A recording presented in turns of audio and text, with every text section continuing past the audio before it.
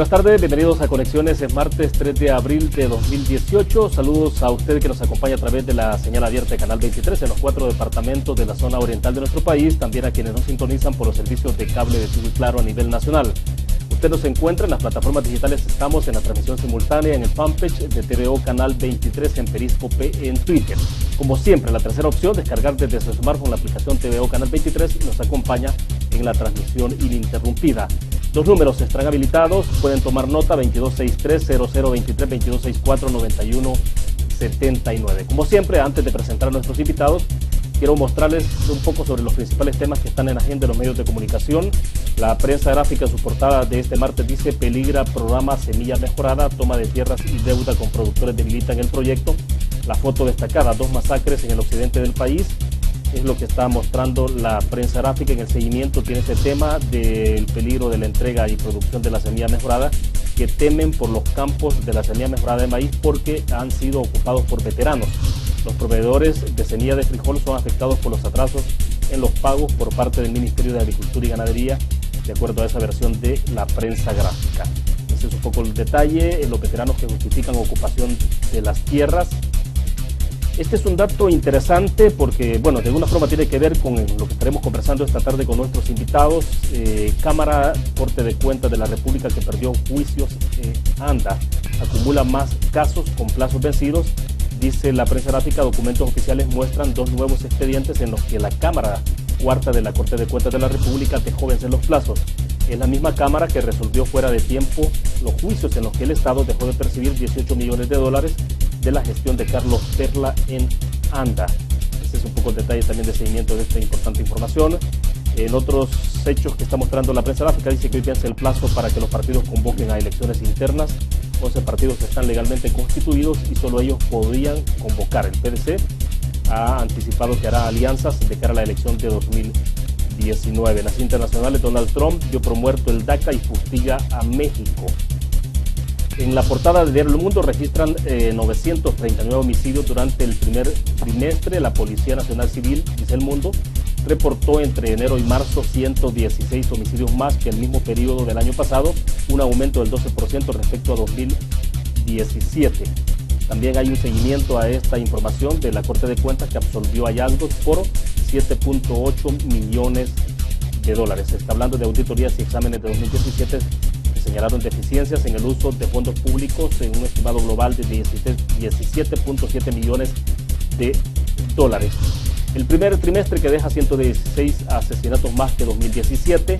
El diario de hoy dice: 2 masacres al iniciar abril en el país. Padre, madre e hijo son asesinados la noche del domingo en Cantón de Tacuba. La ola de violencia se da entre polémica y desaprobación de medidas extraordinarias. La nueva Asamblea Legislativa, la nueva correlación que favorecería reelección del actual fiscal general de la República. La mayoría de partidos políticos que están inclinándose sobre la posibilidad de que Douglas Meléndez pueda ser reelecto en el cargo.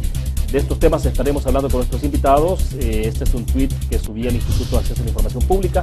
Se decía en su momento: se fiscalizó a 97 instituciones públicas, el 100% en gestión documental y archivos, además en publicación de información oficiosa.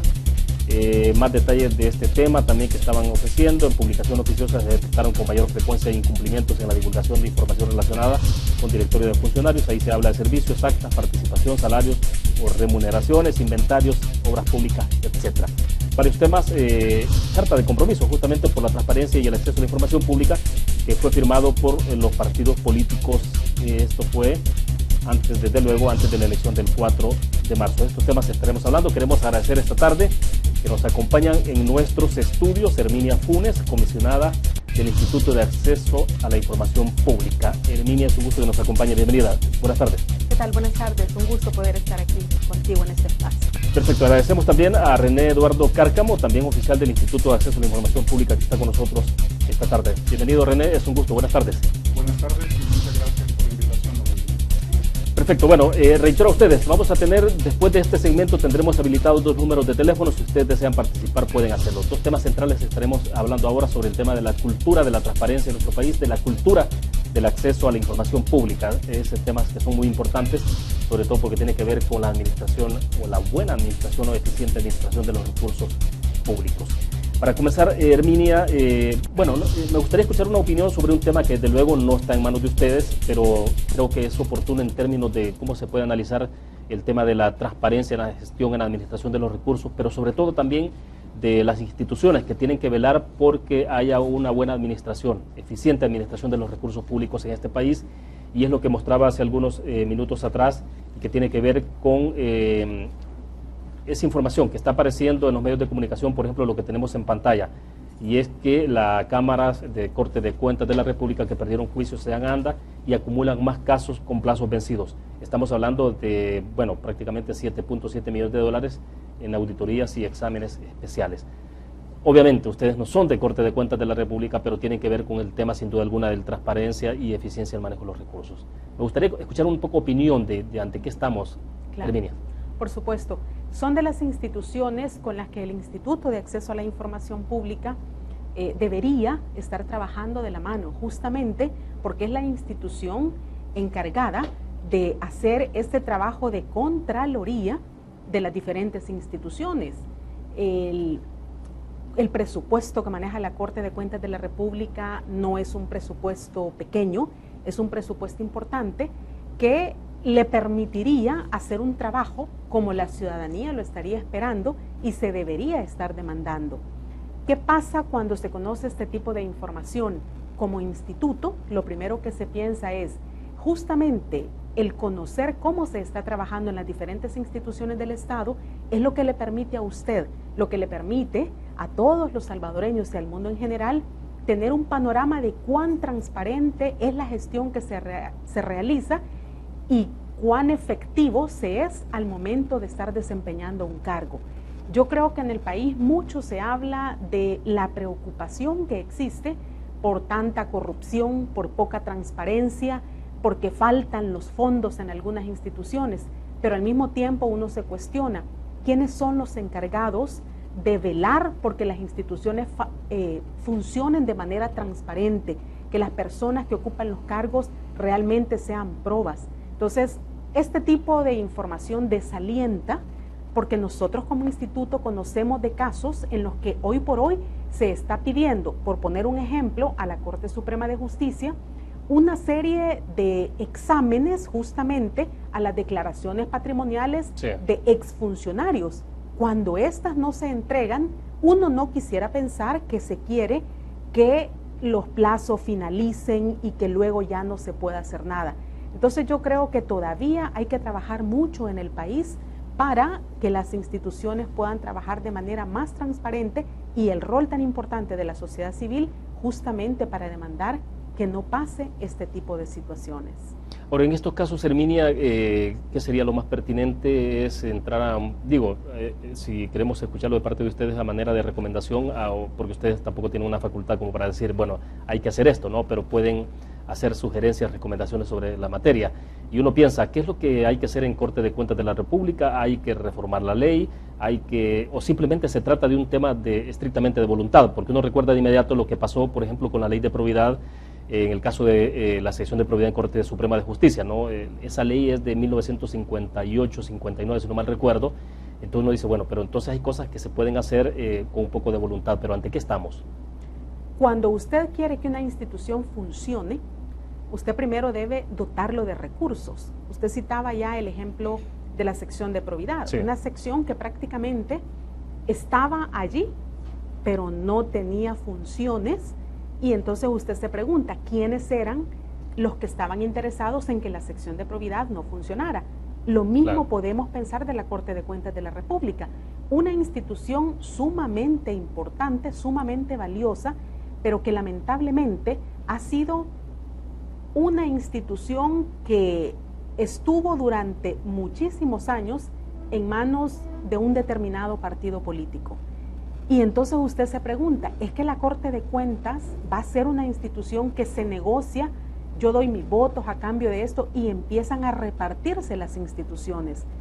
Yo creo que eso ya no debería ser permitido en el país, porque entonces las instituciones pierden credibilidad ante la ciudadanía y por eso el desencanto de muchas personas y la falta de confianza en instituciones que deben jugar un rol sumamente importante en un país muy golpeado por el tema de la corrupción. Entonces yo creo que es vital el rol que debe jugar la Corte de Cuentas, pero mientras esta institución no sea despolitizada y que nuestra clase política entienda que no se debe poner en los cargos a personas por deudas, por compromisos políticos, el país no va a cambiar. Y hablo no solo de la Corte de Cuentas, en muchos otros puestos clave, yo creo que se tiene que pensar como país y no únicamente cuán beneficioso puede ser para mí como instituto político, como partido, el nombramiento de X o Y funcionario en instituciones que son clave. Claro, perfecto. Me gustaría escuchar la opinión también suya, René, sobre este tema que creo que es relevante. En efecto, ¿no? La Corte de Cuentas siempre ha sido señalada por esto, pero bueno, son los partidos políticos en Asamblea Legislativa los que deciden de qué manera funciona Corte de Cuentas, incluso el tema de cómo establecer nuevas normativas, pasa por ahí, ¿no? O sea, estrictamente es en manos de los diputados. ¿Será que habría alguna condición de que una vez que se ha configurado una nueva Asamblea Legislativa y se va a instalar a partir del 1 de mayo de que podemos tener una Corte de Cuentas distinta? ¿Qué se puede esperar, René? Bueno, creo que acá lo que opera mucho es el empuje que la misma sociedad civil hace de estos temas. Si lo comparamos, para citar un ejemplo, con el tema de transparencia, con el tema de acceso a la información pública, fue un empuje de la misma sociedad civil lo que obligó a crear una ley de acceso y a crear un instituto de acceso. En ese sentido, la misma sociedad civil exige cada vez que las instituciones se despoliticen y se despartidicen. En ese sentido, creo que el compromiso y el reto es para la misma Asamblea Legislativa, la que va a entrar en funciones, de atender la petición y las exigencias que la misma ciudadanía hace, sobre todo en una institución que, como ya se dijo, es importante, puesto que vela por el buen uso y eficiente uso de los fondos públicos. Siempre se ha mencionado por muchos años de que todas las instituciones públicas usan recursos del Estado provenientes de dinero de los contribuyentes, y en ese sentido, siendo dinero de los contribuyentes, es sagrado que las instituciones realmente se comprometan con el eficiente uso y el destino que se le da a esos recursos, y que de alguna forma esta institución llamada Corte de Cuentas, en su mismo rol legal que tiene, cumpla con la misión de Contraloría con respecto a los recursos. Ahora, porque en el pasado se ha señalado, Herminia, por ejemplo, el hecho de que, bueno, no solo hay allí un reparto de cuotas partidarias en Corte de Cuentas de la República, sino también el hecho de que se utiliza la fiscalización en función de hasta una especie de chantaje político, ¿no? Quien tiene el control de Corte de Cuentas puede afectar a este o al otro, eliminar un candidato, no darle un finiquito, etcétera, o se les da finiquito a quienes no lo merecen. Insisto en esa parte de un poco, entonces, ¿cómo hacer para que retome entonces la función de Corte de Cuentas? Hay que hacer una reforma administrativa, que no sean juez y parte quienes deciden ahí en Corte de Cuentas de la República, porque finalmente todo pasará siempre por manos de la Asamblea Legislativa, ¿no? Definitivamente, y yo creo que en este caso, si se quiere ser coherente en el discurso que se tiene y lo que señalaba de que hay preocupación respecto del tema de la corrupción en el país, y si se quiere hacer un combate frontal a esta, entonces se debe ver estos temas con lupa, con mucho detenimiento, para conocer efectivamente qué es lo que nos pudiera, en primer lugar, conocer por qué la Corte de Cuentas no está ejerciendo el rol que debe. Y esto no me refiero a la administración actual. Es decir, si establecemos una línea de tiempo, podemos constatar cómo la Corte de Cuentas tiene su historia de ineficiencia, ¿verdad? Y yo creo que esto, hay datos que pueden dar cuenta de lo que acá se está discutiendo, pero también es importante señalar cómo en estas instituciones, no solo me refiero a la Corte de Cuentas, en muchas ocasiones no son únicamente quienes están dirigiendo la institución quienes no permiten que éstas realicen su función. Muchas veces hay algunas jefaturas, algunos mandos medios que al final son los que tienen el control de la institución y que están enquistados en estas por años y no permiten que realmente se pueda hacer la función para la cual ha sido creada.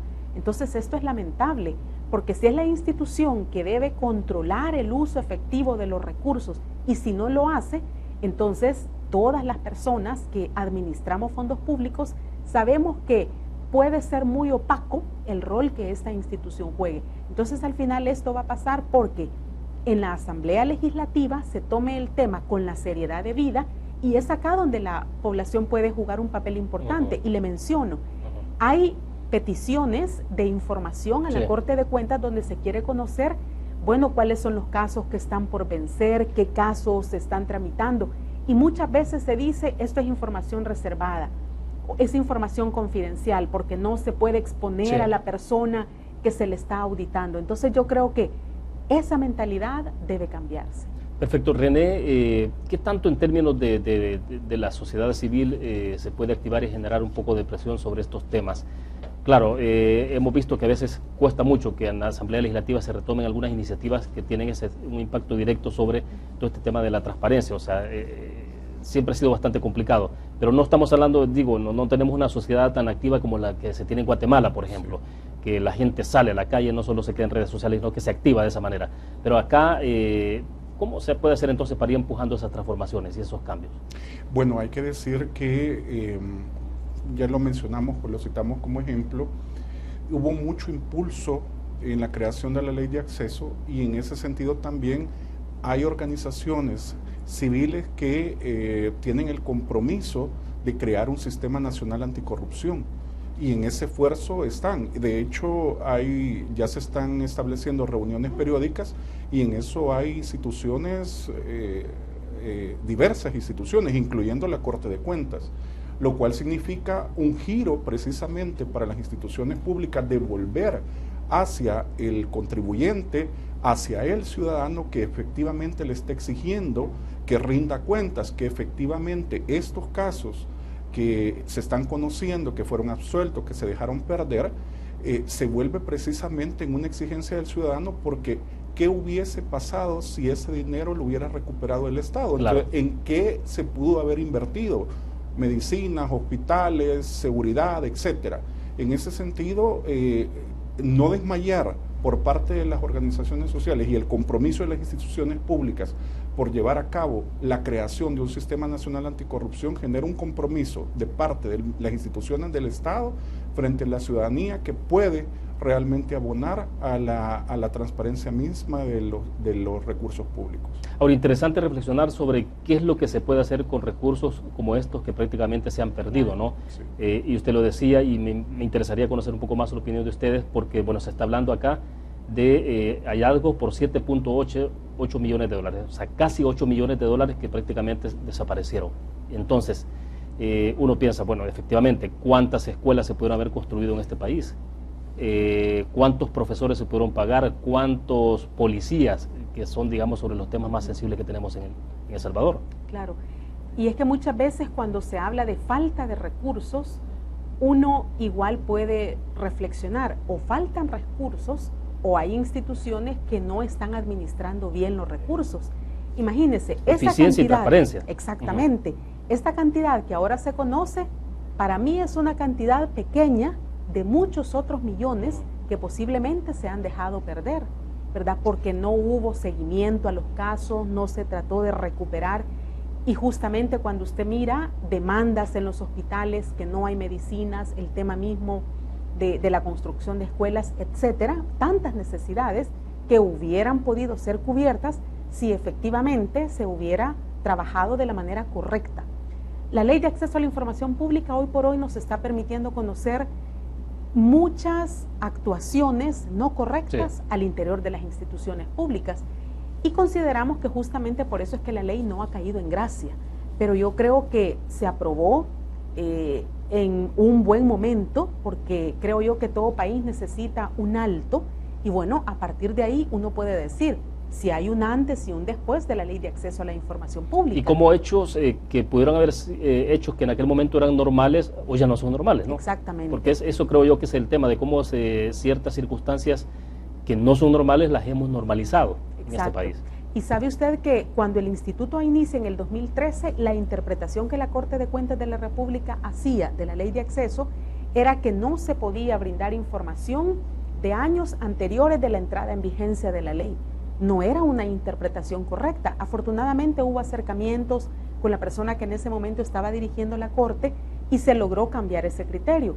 Pero hay algunas otras instituciones que ahora están retomando ese criterio justamente para negar información. Entonces, al final uno dice, hay avances importantes, pero creo que este rol, ¿verdad?, de la ley de acceso y la activación que hace la ciudadanía es determinante para que los funcionarios públicos ahora se la piensen 2 veces para hacer un uso inadecuado de los recursos, porque al final la gente está pidiendo rendiciones de cuentas, está pidiendo hasta facturas de las compras que se han realizado.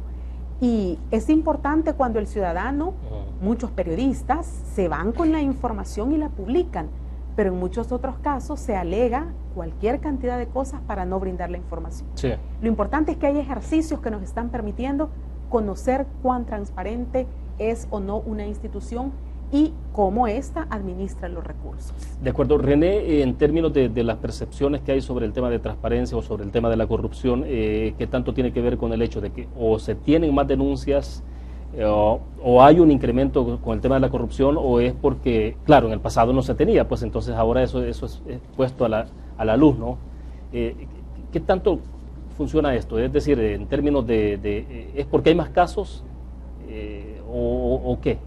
Bueno, hay que decirlo que a medida que la ciudadanía también hace de su conocimiento el contenido de la ley, hace uso de la misma.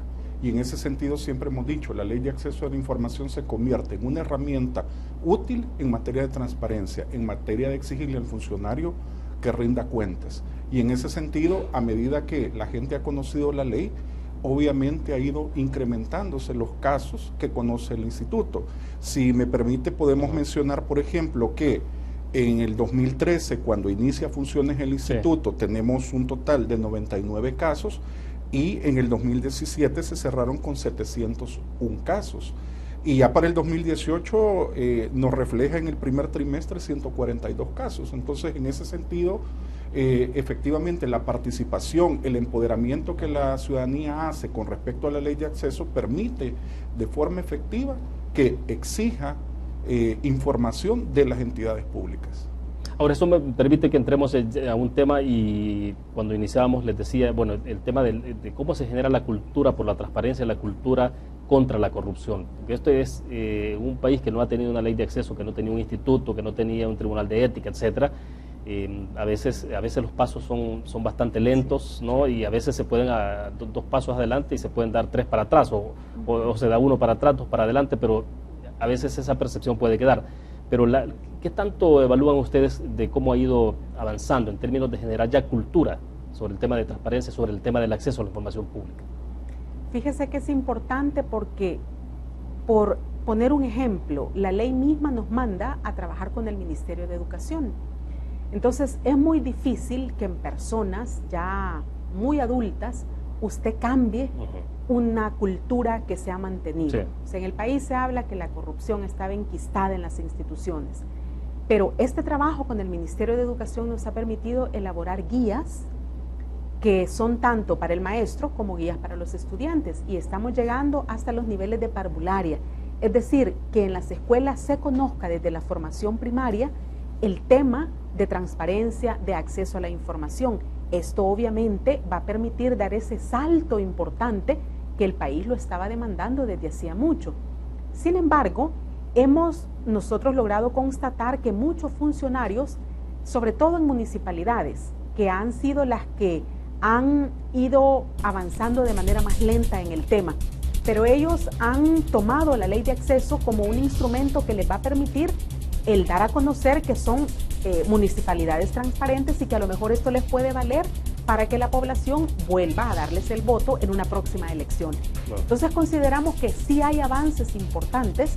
Solo el hecho de que ahora las declaraciones patrimoniales sean información pública, a usted ya le habla de un cambio significativo de cómo se trabajaba antes y cómo ahora cualquier persona puede conocer cómo ingresa un funcionario, sí, y cómo éste sale de un cargo público. Sí, me llamó mucho la atención la parte disuasiva, ¿no? De cómo este tipo de normativas, instituciones van generando cierta disuaden, porque a veces creo que eso es lo importante, ¿no?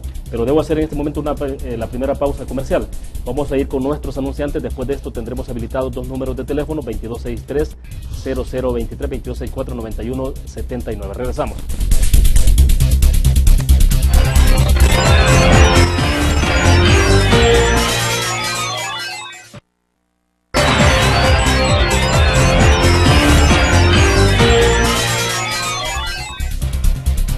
Es un gusto que siga con nosotros. Transmitimos en vivo desde San Salvador. Está con nosotros en nuestros estudios Herminia Funes, comisionada del Instituto de Acceso a la Información Pública, también René Eduardo Cárcamo, también comisionado.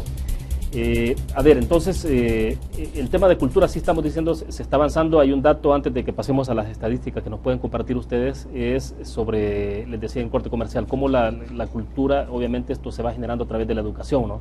Así es. Y decía Herminia, entonces, en las escuelas, impartiendo un poco, no es una materia específica, sino que son charlas. Fíjese que lo que se ha trabajado con los docentes, porque previo la unidad de capacitaciones trabajó con los docentes a efecto de crear estas guías educativas. Entonces hay guías, tanto la guía para el docente como la guía para el estudiante, que son los cuadernos de trabajo. Entonces, no es una materia, sino que dentro de las materias que ya tienen asignada cada maestro, se introduce el tema.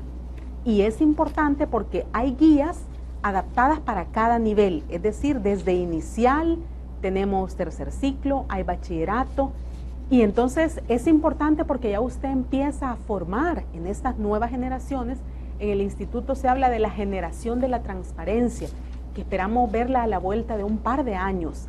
Y es importante cómo el ministerio se ha abierto y ha permitido, y el involucramiento decidido por parte de los maestros para poder introducir estos temas en sus clases. Hay una escuela, un instituto de La Libertad, si no me equivoco, que echó a andar un piloto, fue iniciativa del maestro, hubo muy buena recepción por parte de los estudiantes.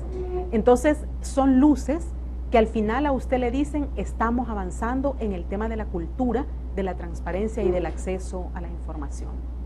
Y esto pasa como entender conceptos sobre transparencia, exacto, el acceso a la información pública, el derecho a la información, la anticorrupción, pero sobre las mismas normativas, sobre cómo, por ejemplo, alguien de las comunidades, por ejemplo, puede llegar al instituto a solicitar cierta información que antes no tenía en sus manos. Me gustaría que nos dibujaran un poco sobre ese tipo de hechos, ¿no? Porque uno conversa a veces con proyectos que desarrolla, por ejemplo, la Fundación de TJ, ellos trabajan mucho con esto, parece que llegan donde ustedes habitualmente también, ¿no? Sí. Entonces, que me explicaran esa parte de cómo se va interiorizando ese tipo de instrumentos. Claro, cuando se diseñan estas guías, la idea fue que se aplicaran casos de la realidad, es decir, no venir con casos que no fueran nuestros, sino cómo los aplicamos a la realidad, cómo se le hace ver a un niño cuál es el derecho de acceso a la información, qué implica para él, qué puede significar, porque también es importante, qué significa la ley, para qué me sirve.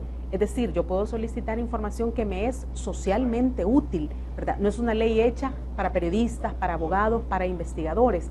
Entonces al niño se le entra por ese lado, es decir, ¿verdad? Sí. Se le enseña cómo pedir información y para lo que sirve la información. Perfecto, un pequeño paréntesis, Herminia, porque tenemos a un televidente con nosotros en la línea.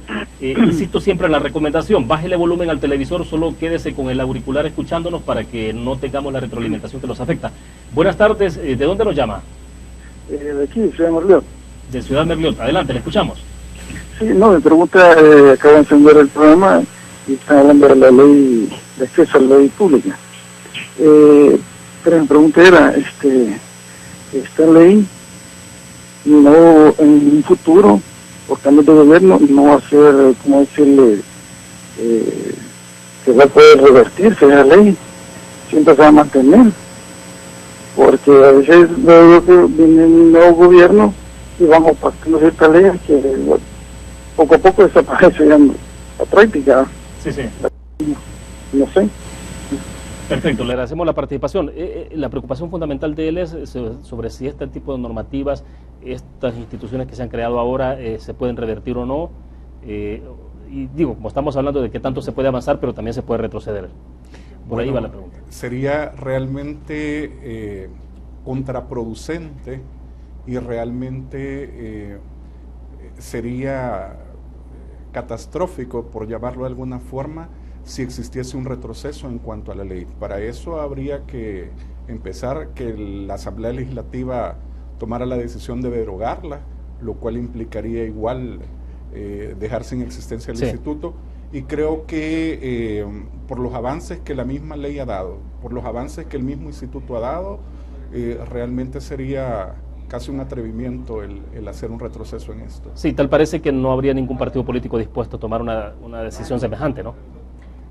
Yo así lo creo. Sí, bueno, tenemos a alguien más con nosotros en la línea, a ver si tienen más opinión sobre la llamada anterior, me pueden... Buenas tardes, la recomendación, bájele volumen al televisor y nos dice de dónde nos llama. Buenas tardes. De San Francisco, Gotera.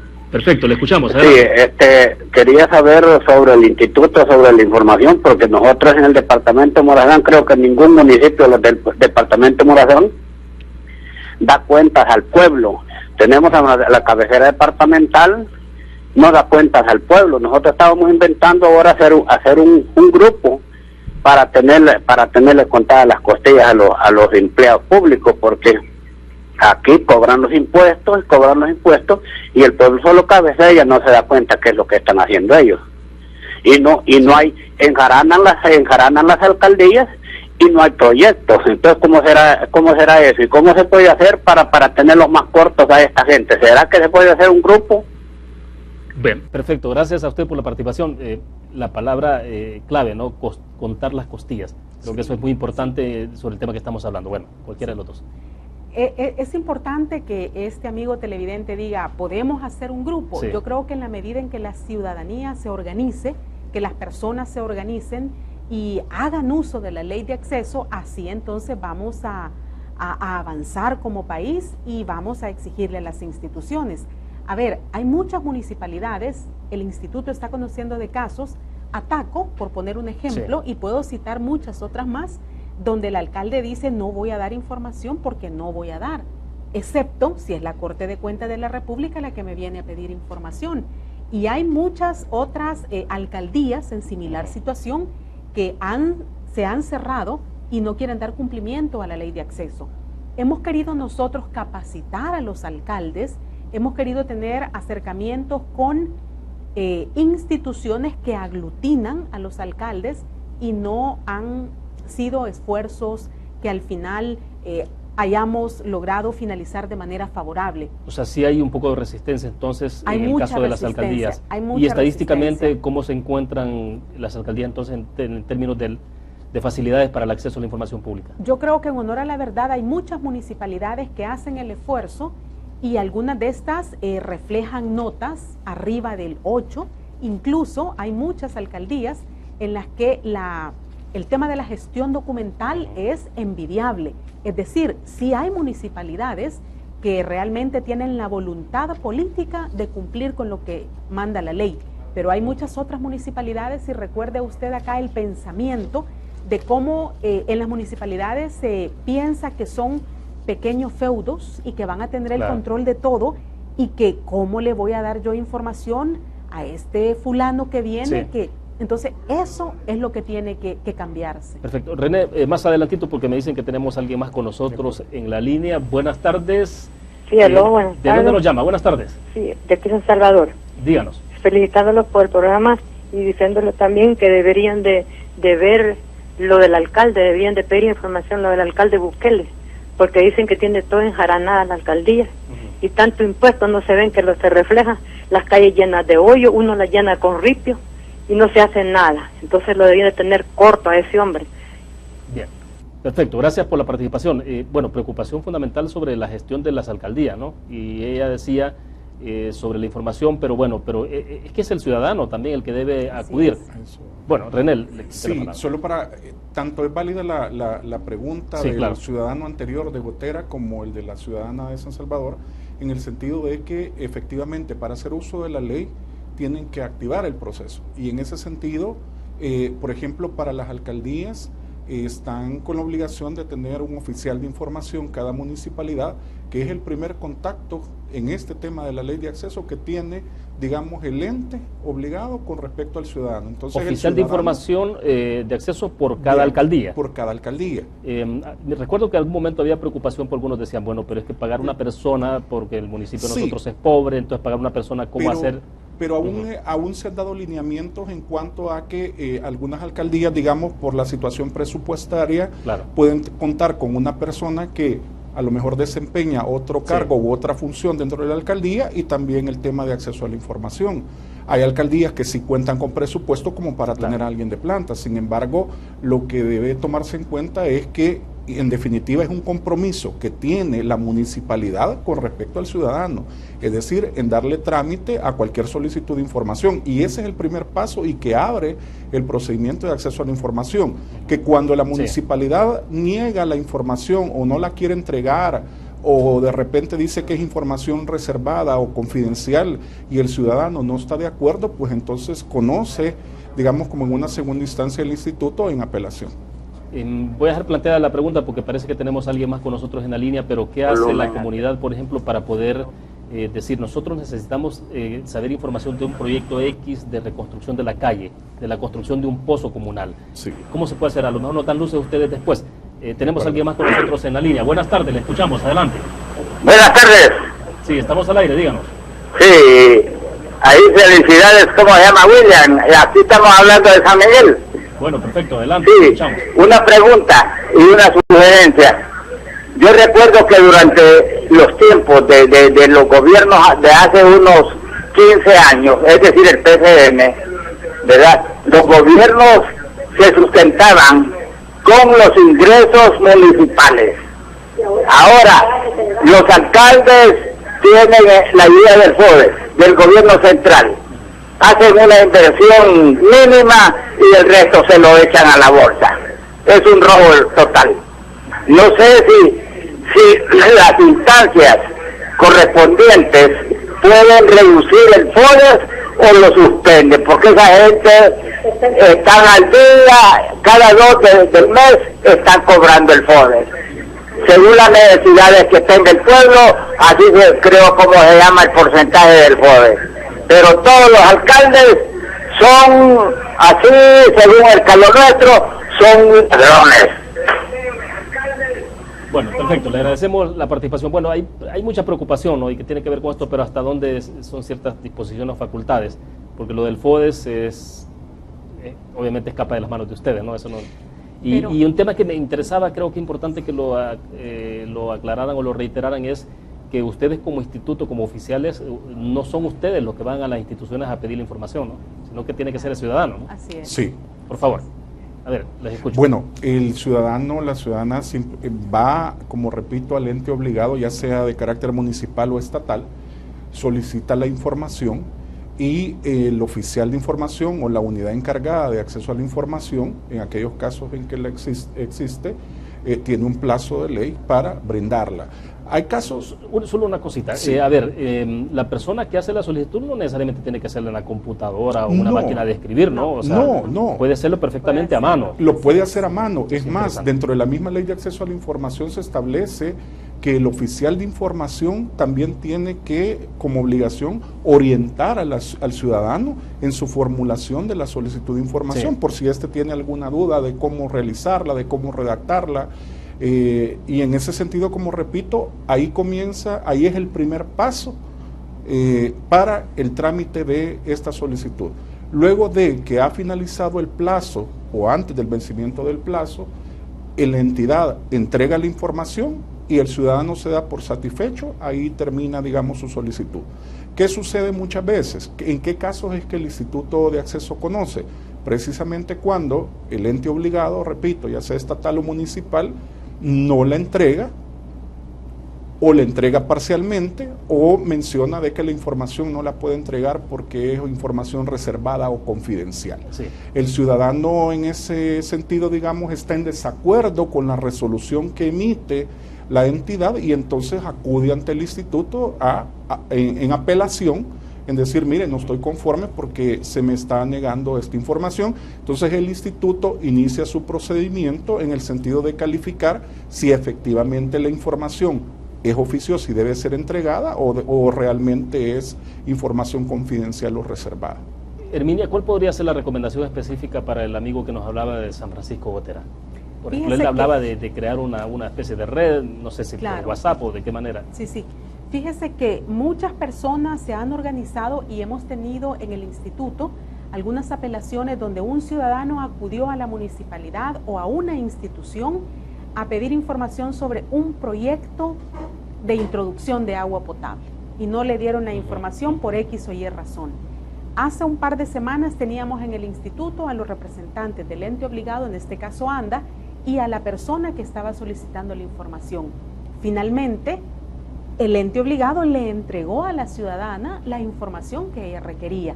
Entonces, no tiene que decir para qué la persona quiere la información, pero en este caso exponía a la ciudadana, bueno, yo vivo en una comunidad y todos quieren conocer por dónde va a pasar el agua, el tiraje que van a hacer. Entonces, hay muchas personas que se han organizado que en primer lugar están demandando conocer más sobre la ley. Entonces entra ahí el instituto y estamos capacitando también a sociedad civil. Y es de decirlo, trabajamos también en coordinación con algunas otras instituciones que ya tienen trabajo avanzado en el terreno y que están también divulgando la ley. Excelente. Vamos a hacer en este momento la última pausa comercial. Regresamos después de esto.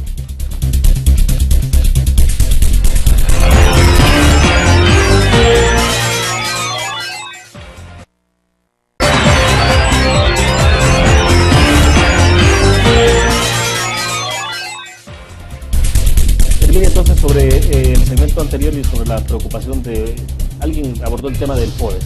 Había un caso particular que quería abordar. Sí, justamente en el instituto se han conocido algunos casos en el que, en el caso puntual fue la alcaldía de Ilopango, en el que se hizo una petición de información sobre un acta y en la que se decía que X cantidad de dinero había sido destinada para un proyecto y eran fondos FODES. Pero luego apareció, se pide nuevamente la misma información y entregan otra acta donde ya se había sacado el dinero FODES y se hablaba de otros fondos y luego había una tercera acta. Entonces el instituto conoció de este caso y al final se terminó certificando a la Fiscalía General de la República, pues ya había indicios de delitos.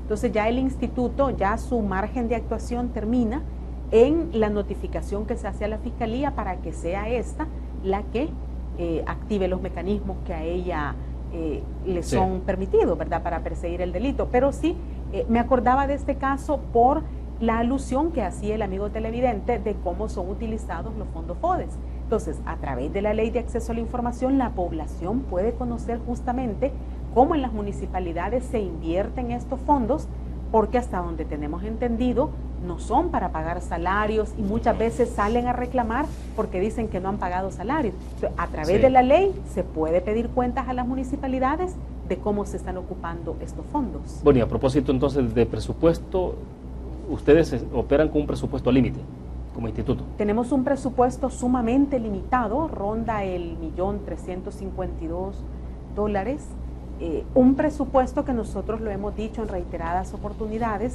y tenemos un compromiso para llegar a plantearlo a la Asamblea Legislativa para poder planteárselo a las diferentes fracciones, porque como instituto confiamos en que con la nueva conformación que pueda haber, esperamos, y si es cierto que hay preocupación por el tema de transparencia, de acceso a la información, hoy es cuando se puede dotar a las instituciones de los recursos que necesitan.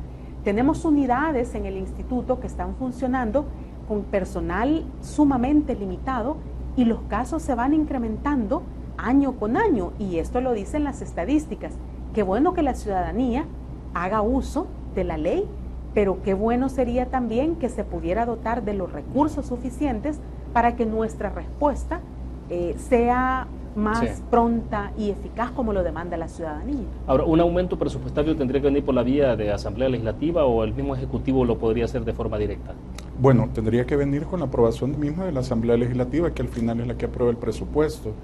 El instituto se ha comprometido también con nuevos retos y en ese sentido el presupuesto limitado es el que nos genera barreras para el cumplimiento del mismo. Sin embargo, siempre hemos dicho, estamos comprometidos con la población. Tenemos un tema importante, don William, que es parte de la misión que el instituto tiene a través de la ley, que es la protección de datos personales. Es un reto importante de cara a la misma ciudadanía y de hecho se está haciendo un trabajo conjunto en un primer momento con expedientes clínicos de los diferentes hospitales de la red pública nacional y también con el Instituto Salvadoreño del Seguro Social, sí, en el sentido de que precisamente se protejan los datos contenidos en los expedientes clínicos. Esto significa un reto importante para el instituto, pero que decimos, la limitación de recursos sí de repente nos hace hacer malabares con esto y que hay que decirlo, muchos de los proyectos se logran de alguna manera concretar a través de la misma cooperación internacional, pues, pero no siempre podemos estar dependiendo de esa cooperación.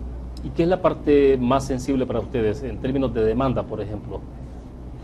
¿Es más personal o de qué estamos hablando? Bueno, estamos hablando de más personal y sobre todo en un punto importante. Decía, por ejemplo, lo que mencionaba el ciudadano de Gotera. Como instituto nosotros queremos y el interés es llegar a todos los rincones del país y en efecto ese es el propósito que se ha realizado. Sin embargo, de repente hemos tenido que, digamos, ser creativos en ese sentido para que la ciudadanía a través de plataformas virtuales, por ejemplo, de acceso también al Internet, sin que requiera ese desplazamiento físico, la persona puede tener acceso a los diferentes servicios que el instituto brinda.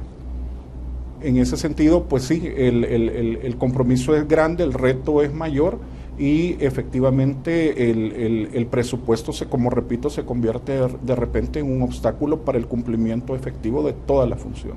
Perfecto, hablemos en los últimos 7 minutos que nos quedan sobre el informe que ustedes presentaron de medición de publicación de información oficiosa y gestión documental y archivos.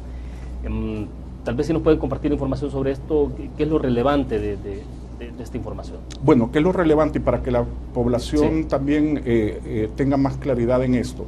El instituto año con año realiza un proceso de evaluación acerca de aquella información pública oficiosa que toda institución del Estado está obligada a tener en sus portales institucionales. Eso no tiene nada que ver en absoluto con las solicitudes, sino con información que debe estar ahí. Información que debe estar ahí.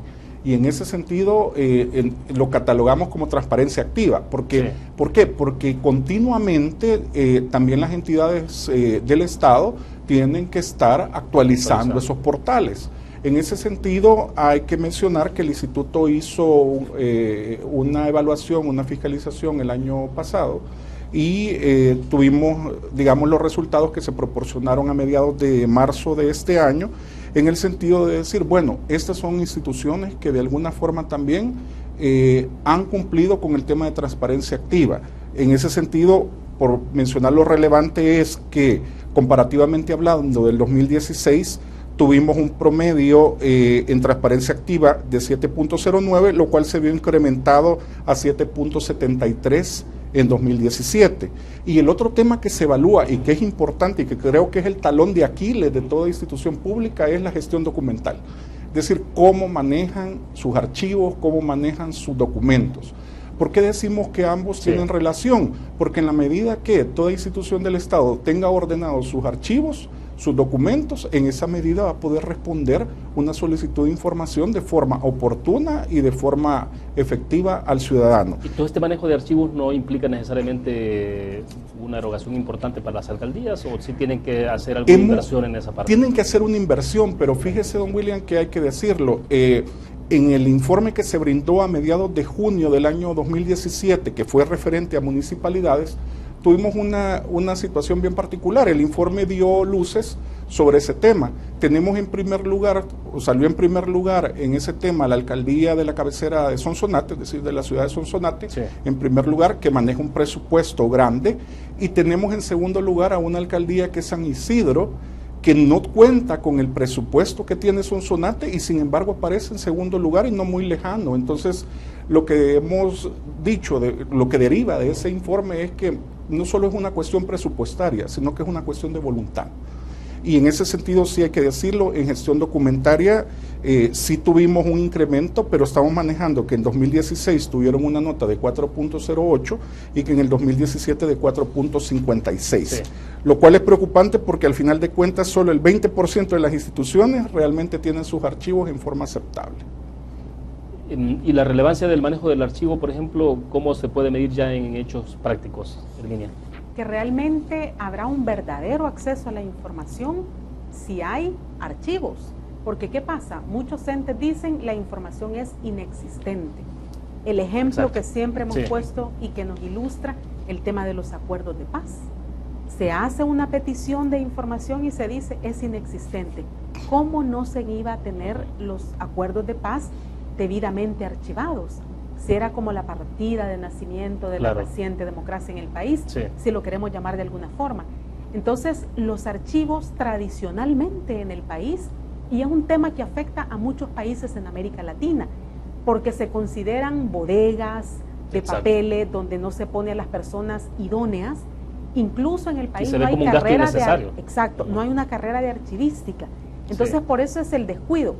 Y sí creemos que necesariamente pasa por voluntad política el tema de que haya una buena gestión documental al interior de las instituciones.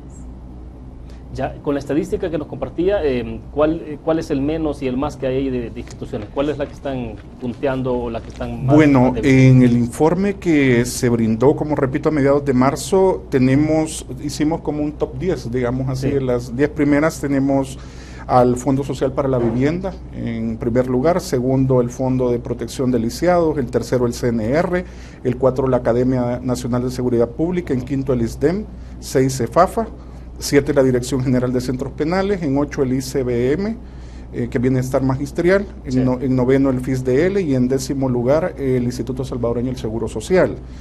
El seguro aparece al final. Perdón. En el lugar 10. En el lugar 10. Lugar 10. 10 de 97. Exacto.